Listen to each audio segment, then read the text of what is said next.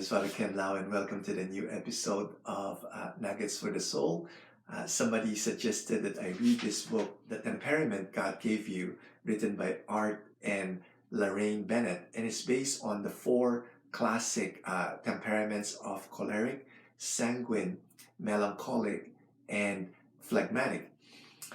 And the reason why this was suggested to me was because I didn't know what my temperaments are. And usually we have a primary and a secondary.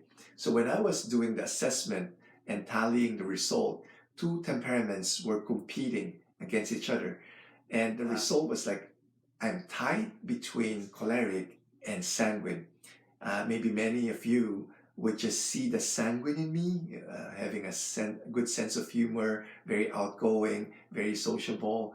But maybe if only a few of you would see the choleric in me, because I'm an achiever and also I'm an activator.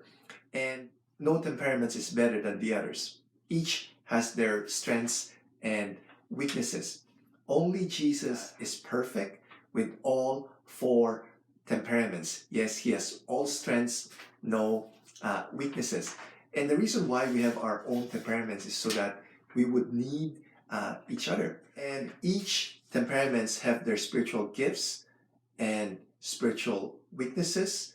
And also in this book, it talks about the saint who is an example of that temperament. For the choleric, the example of that temperament is Saint Paul. Okay, for the sanguine, it is Saint Peter.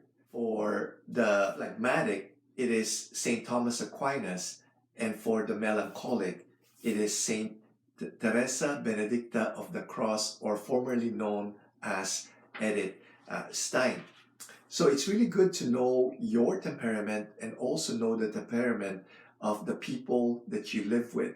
Maybe your spouse, your parents, your children, or at work, your superior, your co-workers, or your subordinate, so that you would be able to know how to live with them and also work with them.